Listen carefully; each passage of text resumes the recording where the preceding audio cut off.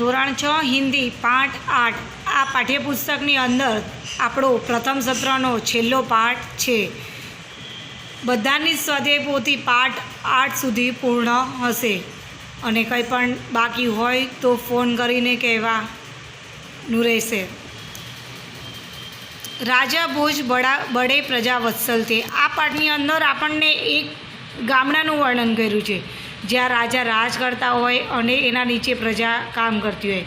રાજાની જવાબદારી આવે છે કે પ્રજાને કોઈ તકલીફ તો છે નહીં, તો રાજા પોતાની જવાબદારી બરાબર રીતે નિભાવે છે અને રાજા નગરમાં ફરવા નીકળે છે અને કોણ શું કરી રહ્યું છે એનું ધ્યાન કે ક્યાંય તો મારી પ્રજાને કોઈ તકલીફ તો છે નહીં ને.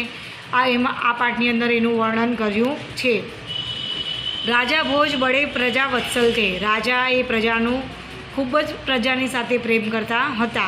वे स्वयं राज्य में घूम घूम कर प्रजा की कठिनाइयों को देखा करते थे. राजा પોતે રાજ્યમાં ફરી ફરીને પ્રજાની दुख પોતે જાતે જોયા કરતા હતા और उन्हें यथासंभव दूर किया करते थे. એના પ્રજાનું દુઃખ જોઈને એ પોતાની પ્રજાની પરેશાનીઓ જોઈને એ પોતે दूर करता હતા. एक दिन राजा अपनी रानी के साथ रथ पर सवार होकर राज्य का भ्रमण कर रहे थे. एक દિવસ રાજા પોતાની રાણી સાથે રથ પર બેસીને રાજ્યમાં ફરવા નીકળે છે. वे राजधानी से बहुत दूर निकल गए. એ રાજધાनीથી ખૂબ જ દૂર નીકળી ગયા. उन्होंने देखा कि एक खेत में एक किसान हल जोत रहा है. राजा જોવે છે એક ખેતરની અંદર એક ખેડૂત હળ ફેરવી રહ્યો છે. मगर उसके हल में एक ही बैल એટલે બળદ एक જ બળદ હતું અને दूसरे बैल के स्थान पर उसकी स्त्री हल खींच रही थी. એના કિસાનના હળની અંદર એક જ બળદ હતું અને બીજા બળદની જગ્યા પર એની પત્ની हल खींची रही હતી. राजा भोज ने रथ रोका और किसान के पास जाकर कहा. राजा भोज ने रथ रोके છે અને કિસાનને જઈને કહે છે, ભલે આદમી तुम यहाँ क्या અત્યાચાર कर रहे हो. રાજા કિસાનને કહે છે, ભલે આદમી તમે કેમ અત્યાચાર કરી રહ્યા છો. ભલા કઈ સ્ત્રી કો ભી હલ में જોતા જાતા હે. કહે છે કોઈ સ્ત્રીને શું બળદની જગ્યા પર હળમાં જોડીને કામ કરાવે કાંઈ. મેરા એક बैल મર ગયા હે. કિસાન રાજાને કહે છે મારું એક બળદ મરી ગયું છે.